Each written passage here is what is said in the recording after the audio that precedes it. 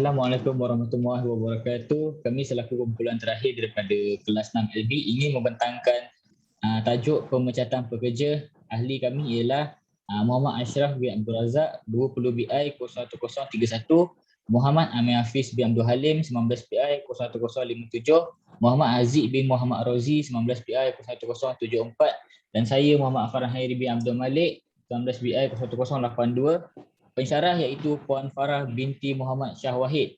Tanpa membuang masa, kita terus kepada pengenalan.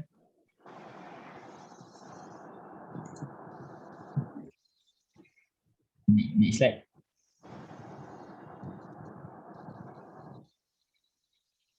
Pengenalan, pemecatan atau pemberhentian kerja adalah merupakan suatu perkara yang biasa terjadi di kalangan pekerja yang berkhidmat di sesebuah majikan.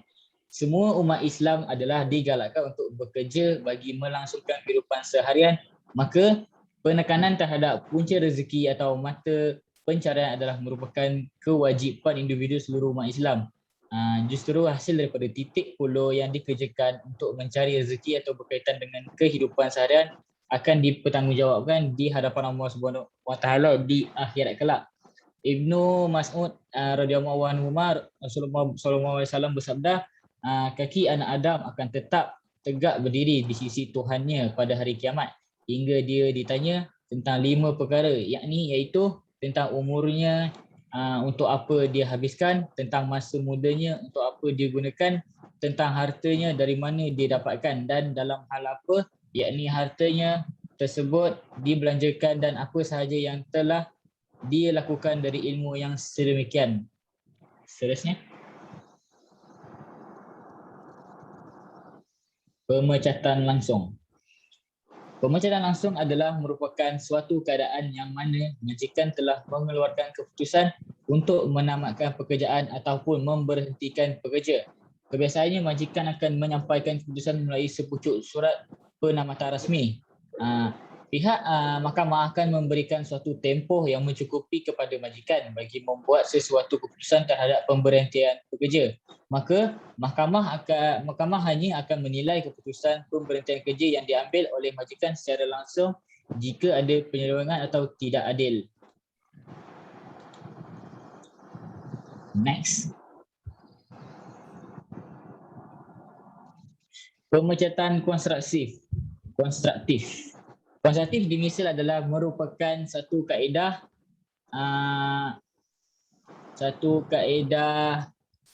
yang dibenarkan oleh undang-undang yang memberikan hak kepada pekerja untuk menamatkan kontrak perkhidmatan dengan majikan tersebut.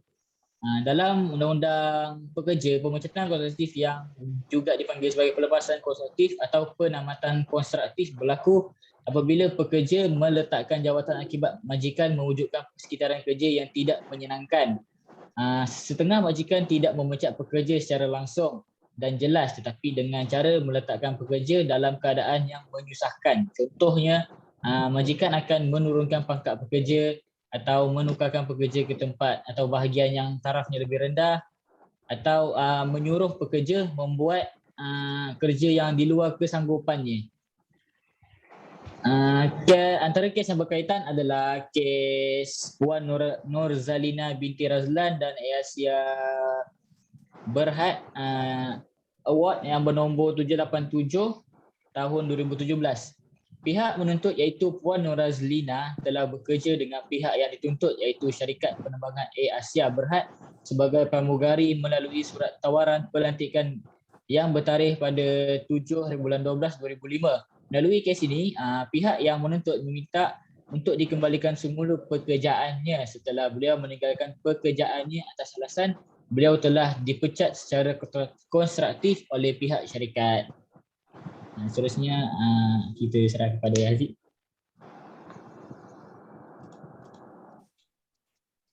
Okey, nama saya Muhammad Haziq bin Muhammad Rozi. Seterusnya ialah prosedur pemecatan pekerja yang mana di bawah Undang-Undang Pemburuan Malaysia, iaitu majikan mestilah mengeluarkan notis pemberhentian kerja yang menyatakan sebab penamatannya, iaitu ni oleh kerana majikan perlu tahu dahulu sebab kenapa beliau diberhentikan kerja. Pekerja itu perlu diberhentikan kerja, justru itu pekerja tersebut akan tahu apa yang salah yang dilakukanlah.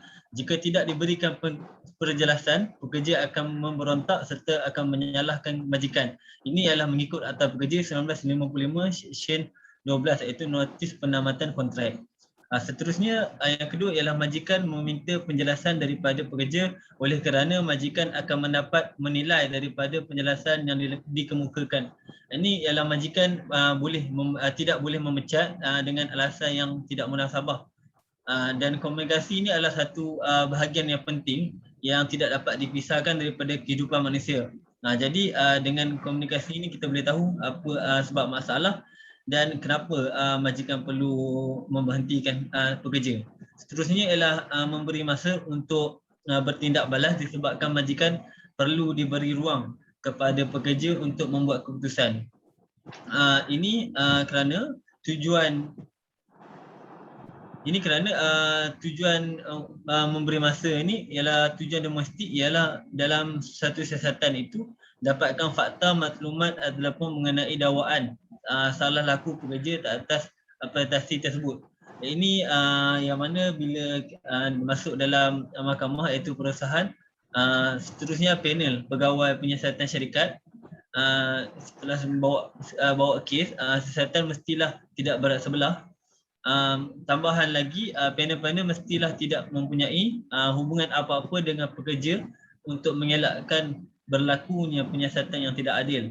Dan seterusnya lah saksi harus dipanggil jika berkaitan. Dan langkah seterusnya ialah prosedur pendengaran terhadap pemeriksaan saksi oleh pekerja tersebut. Ini tujuan utama adalah untuk mengumpulkan maklumat untuk memutuskan sama ada pemecatan itu berlaku dengan secara adil. Oleh kerana majikan tidak sewenang-wenangnya memecat pekerja jika tidak mempunyai alasan yang kukuh.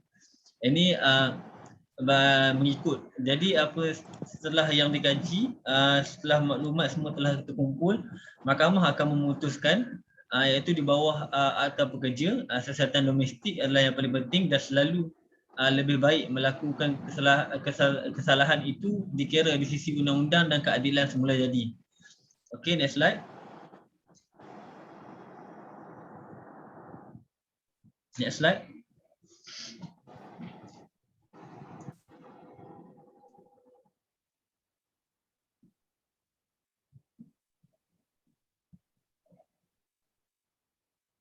Okey, yang ni macam saya cakap tadi, saksi harus dipanggil jika berkaitan dengan prosedur pendengaran. Seterusnya adalah simpan rekod prosiding di tempat yang selamat supaya tidak berlaku sebarang penganiayaan. Dan mahkamah perusahaan terdapat bahawa kegagalan untuk menjalankan siasatan di negeri tidak semestinya membawa maut untuk keadilan prosedur. Dan yang terakhir ialah bagi pekerja di bawah Akta Pekerjaan siasatan domestik itu ialah penting dan diambil kira serta dititik beratkan dengan keadilan. Seterusnya, next slide. Ini adalah kes berkaitan iaitu Puan Fariza binti Said Ali dengan Maidin Mat, iaitu secara ringkasnya konflik ini tercetus apabila Puan Fariza ditukarkan daripada bahagian sumber manusia kepada khidmat pelanggan. Itu terdapat dua kesalahan yang berlaku oleh pekerja iaitu Puan Fariza gagal mengambil pelaturan terhadap 3 pembantu kedai yang tidak hadir datang lewat, dan seterusnya berkuat kuasa pada 23 Ogos 2005, Tuan Fariza didapati meninggalkan perniagaan peribadinya iaitu pergi ke bank tanpa mengisi borang yang betul untuk meninggalkan tempat kerja terlebih dahulu. Jadi bila prosedur berlaku, Tuan Fariza dia tak puas hati, jadi dikemukakan tuntutan bahawa dia tidak bersetuju atas pertukaran pekerja tempat pekerjanya dan telah menyerahkan surat penamatan bertulis mengikut penghapusan kerja kontraktif. Jadi penggugat mendakwa bahawa pertukaran yang dilakukan ialah tidak memberi hak keistimewaan kepadanya. Itu disebabkan ditukarkan departmen tapi tidak ada kenaikan gaji. Jadi tak memberi hak istimewa lah pada dirinya. Seterusnya huraian responden iaitu daripada pihak yang melawan, pihak Maidin, iaitu huraian responden itu pekerja tidak boleh sewenang-wenangnya melanggar peraturan yang telah ditetapkan oleh syarikat maklumat daripada sumber kerani sumber manusia, iaitu pekerja yang ingin keluar semasa bekerja perlu mengisi borang tertentu. Jadi menurut prinsip berkanun, perberhentian kerja kontraktif hanya akan berlaku sekiranya terdapat pelanggaran kepada asas perjanjian kontrak perkhidmatan oleh majikan yang membayangkan bahawa niat majikan adalah tidak meneruskan perjanjian kontrak yang dia berlaku. Jadi di sini kita dapat lihat telah yang dikemukakan, jadi pelanggaran-pelanggaran itu tidak berlaku. Jadi Puan Fariza tidak dapat mengemukakan dia punya cadangan. Seterusnya, perbuatan syarikat memindahkan rakan sekerjanya dari satu kedudukan ke kedudukan yang lain adalah tindakan yang merupakan hak istimewa majikan. Tindakan ini bertujuan untuk menyesuaikan dan mengatur ejen dalam mencapaikan objektif komisi syarikat. Jadi pihak yang menuntut tidak boleh menggunakan alasan pertukaran itu sebagai dasar pertuduhannya bahawa ia telah ditolak secara kontraktif. Ini kerana arahan responden untuk pertukaran pihak milik bukanlah tindakan yang melanggar syarat-syarat asas perjanjian. Oleh itu, mahkamah berpendapatan bahawa pelurusan kerja menuntut adalah wajar kerana menurut pihak yang menuntut ditolak. Ini kerana dalam dikuatkuasakan dalam Jabatan Tenaga Pekerja, iaitu ini memiliki ketentuan mengenai hak dan tanggungjawab majikan dan pekerja serta sandaran minimum untuk menetapkan kondisi di sektor swasta. Okey, seterusnya iaitu dari Akta Perhubungan Perusahaan 1967, iaitu adalah mengekalkan hubungan harmoni antara pekerja dan majikan serta melindungi hak majikan dan pekerja.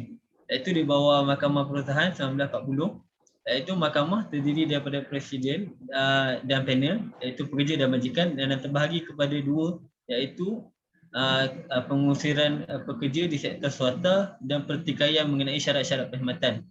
Seterusnya, analisis kajian iaitu mahkamah setuju bahawa dengan tindakan Maidin itu memecat Puan Fazira daripada jawatan beliau sebagai pembantu sumber manusia kepada khidmat pelanggan. Jadi dua kesalahan ini yang memperkukuhkan alasan bahawa pihak Maidin layak untuk menukarkan jabatan Puan Fazira. Jadi seterusnya,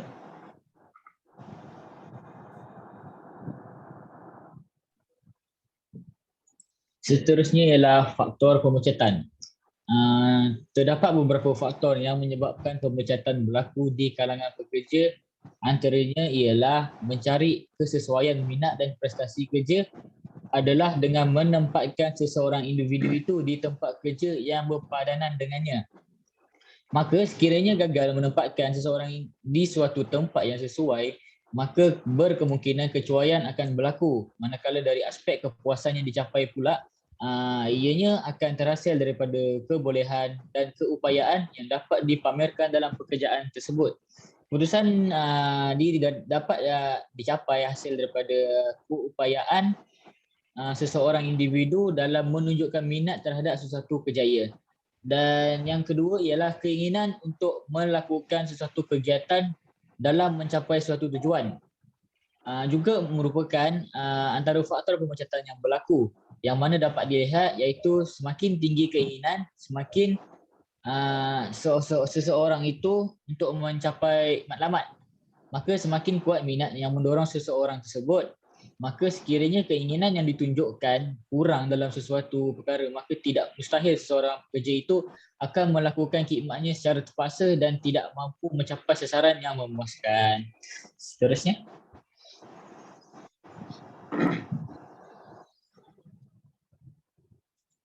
seterusnya adalah pemecatan tidak adil. So apabila pekerja ni dia merasakan telah diberhentikan tanpa sebab atau alasan oleh majikan, so mereka ni boleh mengemukakan representasi lah di bawah Seksyen 20 Akta Perhubungan Perusahaan 1967 di Jabatan Perusahaan yang terdekat. Next slide.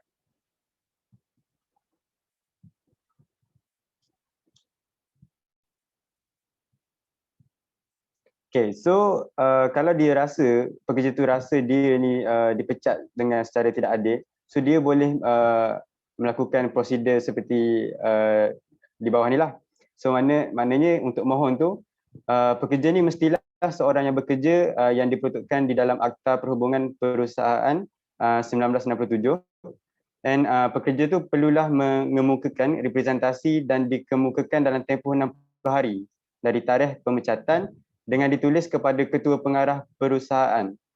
Kegagalan pekerja untuk mematuhi prosedur ini akan menyebabkan tiada layanan oleh mahkamah dalam mendengar kes yang difailkan. So jika mahkamah meneruskan untuk mendengar kes tersebut, maka keputusan mahkamah dianggap tidak sah dan akan diketepikan.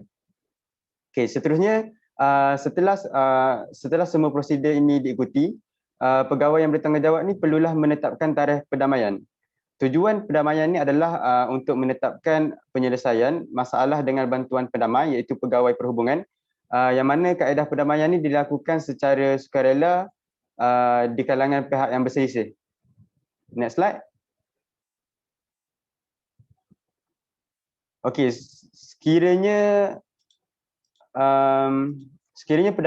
perdamaian ini tidak berjaya, so maka ketua pengarah ni dia perlulah memberitahu Menteri Sumber Manusia dengan sewajarnya lah. So setelah Menteri Sumber Manusia ni menerima pemberitahuan tersebut, Menteri Sumber Manusia ni dan manpower dia perlulah mempertimbangkan adakah isu tersebut perlu dibawa ke mahkamah perusahaan. Sekiranya perkara tersebut merupakan masalah yang serius, maka menteri perlulah membuat keputusan merujuk kepada mahkamah perusahaan untuk mendapat award. Next slide.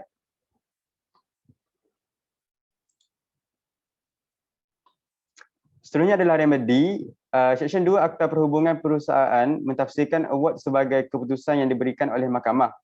Award ni boleh diberi kepada pemohon tanpa mengira status penempatan semula atas dasar kedua-dua pihak ni tidak berupaya untuk meneruskan kepercayaan dan kesetiaan dalam industri.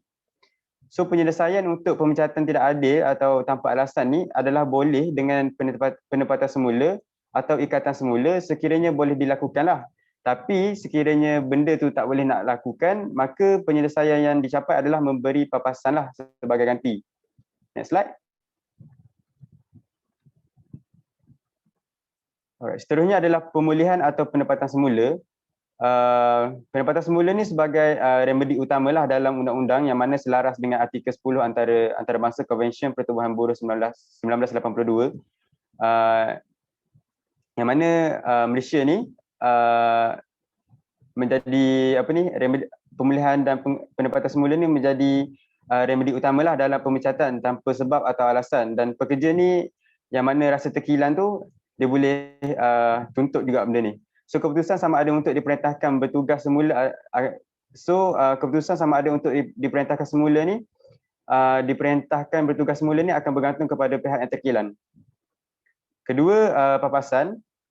So papasan ni berlaku apabila pelanggaran kontrak yang mendesak tuntutan ganti rugi. Prinsip umum pengiraan pemberian papasan ni adalah melihat kepada jumlah tribunal yang merasakan adil dan saksama dalam semua keadaan dengan mengambil kira kerugian yang disokong oleh pengadu akibat pemecatan tersebutlah. So papasan ini bertujuan untuk mengatasi kerugian keuangan yang dialami oleh pekerja. So apabila penempatan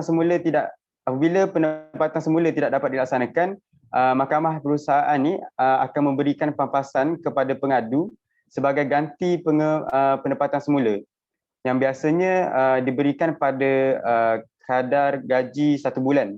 Namun mahkamah ni mempunyai budi bicara untuk memberikan jumlah yang lebih besar dengan mengambil kira fakta keadaan kes berdasarkan Seksyen 30 Akta Perhubungan Perusahaan 1967. Selain itu, mahkamah juga boleh mengembalikan upah dari tarikh pemecatan hingga tarikh akhir perbicaraan tertakluk maksimum 24 bulan, sementara bagi pekerja dalam percubaan maksimum 12 bulan. Sekiranya salah satu pihak kehilangan kes mereka ni boleh membuat permohonan semakan kehakiman lah di Mahkamah Tinggi dalam tempoh 30 hari dari tarikh keputusan dibuat. Dan sekiranya tidak ada permohonan untuk semakan kehakiman, award dianggap mutamat. Dan apa-apa award wang boleh dikuatkuasakan sebagai keputusan Mahkamah Tinggi atau Mahkamah Seksyen dengan sewajarnya. Next slide. Okay, seterusnya kes Rafazila binti Abdul Rashid dan Tenaga Nasional Berhad. Okey, kes ni dia mengisahkan bahawa penuntut ni dia bekerja dengan pihak syarikat sebagai jurutaib. Okey, lepas tu dia bekerja tu kali pertama dia bekerja pada tahun 2 April 1994. Lepas tu dia dinaikkan pangkat pada 1995 sebagai ketua juruwang. Right. So, pada tahun 2014, beliau ni telah menerima memorandum daripada pihak syarikat untuk memberi sebab di atas laporan yang mana diterima oleh pihak syarikat. Beliau ni telah mengambil wang sewaktu menjalankan tugas sebagai juruwang yang mana berjumlah 14,000 dari dua mesin duit yang berlainan. Right. So dia ni lepas dia dapat memorandum tu pada tarikh 3 Ogos 2014, dia ni telah mengemukakan surat sebagai balasan kepada memorandum sebagai surat tunjuk sebab lah, yang mana beliau ni mengatakan wang tersebut diambil sebagai keperluan mendesak bagi menyelamatkan harta yang bakal dilelong. So disebabkan perbuatannya itu, dia telah ditukarkan kepada unit pentadbiran lain. Namun pada 23 Oktober 2015, beliau ni telah dikenakan pertuduhan melalui memorandum surat pertuduhan yang mana pada 23 Julai 2014, dia ni telah mengambil wang yang berjumlah 12,000 daripada mesin kutipan nombor 1, dan pada tarikh yang sama juga beliau telah mengambil wang berjumlah 2,000 daripada mesin kutipan wang nombor 2 semasa dia bertugas, dan duit itu diambil tanpa kebenaran. Sehubungan dengan itu, pihak syarikat ini telah mengadakan satu sesi siasatan dalaman yang mana keputusan daripada sesi siasatan dalaman itu telah menyebabkan dia ni dibuang bekerja berkuat kuasa pada 15 Ogos 2015. So oleh demikian, Rafazila ni telah membuat tuntutan yang mana dia kata tindakan pihak syarikat membuang dia daripada kerja tanpa papasan adalah kurang wajar lah, kerana sepanjang tempoh 21 tahun dia berkhidmat dengan syarikat tu, dia berkhidmat dengan cemerlang. Okey, di dalam keterangan yang diambil daripada pihak penuntut iaitu Rafazila, dia ni mendakwa yang dia ambil duit tersebut adalah kerana dia ni dipukau lah. Bahasa kampungnya dia ni dipukau ataupun ditipu oleh rakan laman sosial Facebooknya. So dia ambil duit itu dalam keadaan dia tak sedar. Tapi isu utama ataupun tumpuan utama dalam penghujahkan kes ni yang menjadi tumpuannya adalah yang mana fakta yang mengenai pengakuan berkaitan wang yang diambil itu adalah berdasarkan surat tunjuk sebab yang bertarikh 3 Ogos 2014 yang dihantar oleh Rafazila tu, yang sebagai sebagai tanda tindak balas kepada memorandum yang dihantar oleh pihak syarikat tu. So seterusnya yang diambil tumpuan juga adalah berdasarkan pengakuan pihak penuntut ni yang mana disoal siasat oleh peguam pihak syarikat, yang mana dia ni bersetuju untuk bersetuju untuk membayar balik duit yang diambil olehnya, dan dia ni menyatakan bahawa duit itu yang diambil itu adalah sebagai pinjaman sementara. So mahkamah membuat keputusan daripada keterangan-keterangan yang diambil dan mengambil kira Seksyen 30 Kuasa 5 Akta Perhubungan Perusahaan 1997, mahkamah beralasan perbuatan mengembalikan wang yang diambil tanpa kebenaran itu akan menjadi suatu yang tidak baiklah serta bukan merupakan suatu amalan buruh yang sihat. So mahkamah memutuskan bahawa pihak yang menuntut ini telah dibuang kerja dengan alasan yang adil dan sebab yang sah. So dengan itu mahkamah menolak tuntutan Rafazila ni. Next slide. Okay, seterusnya kita pergi kepada peruntukan utama. Peruntukan utama untuk dalam tajuk ini pemecatan pekerja, iaitu seperti mana yang disebut tadi, iaitu Seksyen 14 Akta Pekerja dan juga Seksyen 20 Akta Perhubungan Perusahaan 1967. Next slide. Jadi Seksyen 14 Akta Pekerja 1955 ni yang mana menjelaskan, klausa 1 ni menjelaskan majikan boleh atas alasan-alasan salah laku yang berlawanan dengan syarat-syarat perkhidmatan yang nyata atau tersirat selepas siasatan yang sepatutnya untuk memecat pekerja tanpa notis. Jadi majikan ni boleh untuk menurunkan pangkat pekerja tanpa notis, ataupun majikan ni boleh mengenakan hubungan ataupun boleh kenakan hukuman ringan yang lain yang mana majikan fikir adil ataupun munasabah. Dan majikan juga boleh membuat hukuman tanpa gaji, yang mana hukuman tanpa gaji itu tidak boleh melebihi satu tempoh 2 minggu. Seterusnya. Jadi seterusnya kita pergi kepada klausa 2, yang mana klausa 2 menjelaskan maksud siasatan dekat bawah subsection 1 tadi. Dalam tempoh siasatan tu, majikan boleh gantung pekerja daripada kerja dalam tempoh tak lebih daripada 2 minggu. Tapi majikan perlu bayar upah pekerja tersebut tak kurang daripada setengah upah gaji tersebut bagi tempoh tersebut. Dan selepas siasatan, jika siasatan menunjukkan pekerja itu tidak melakukan apa-apa kesalahan, maka majikan perlu serta-merta untuk beri upah penuh walaupun majikan tu telah gantung pekerja tu tidak kurang daripada 2 minggu. Seterusnya. Jadi antara salah satu peruntukan lain iaitu Seksyen 20. Jadi Seksyen 20 ni dia memperuntukkan jika seorang pekerja, tak kira sama ada dia seorang ahli kesatuan sekerja atau selainnya, dia pekerja tu dianggap bahawa dia telah dipecat tanpa sebab atau alasan yang munasabah oleh majikan dia. Jadi pekerja tu dia boleh membuat presentasi secara bertulis kepada ketua pengarah untuk diambil bekerja semula dalam pekerjaannya dahulu.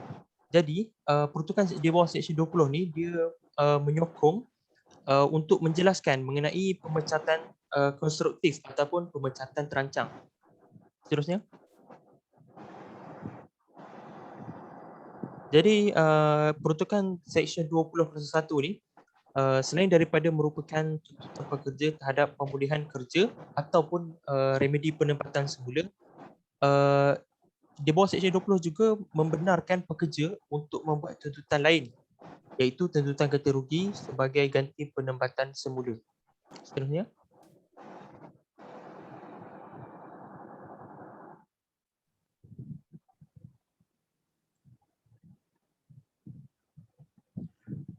Jadi untuk seorang pekerja tu menggunakan Seksyen 20 Akta Perhubungan Perusahaan 1967, ada beberapa elemen yang perlu pekerja tu memenuhi. Elemen ni disebut oleh presenter sebelum ni di dalam prosedur, iaitu elemen yang pertama adalah mestilah seorang pekerja itu adalah seorang pekerja, bukannya orang lain untuk membuat representasi kepada ketua pengarah. Yang kedua adalah pekerja itu dia dianggap bahawa dia telah dipecat secara tanpa sebab ataupun tanpa alasan yang munasabah oleh majikan. Dan seterusnya, representasi kepada ketua pengarah tu mestilah dibuat dalam tempoh 60 hari dari tarikh pemecatan atau daripada tarikh notis diberikan ataupun daripada tarikh tamat tempoh notis tersebut. Dan elemen terakhir perlu dibuktikan adalah representasi itu perlu dibuat secara bertulis kepada ketua pengarah. Seterusnya.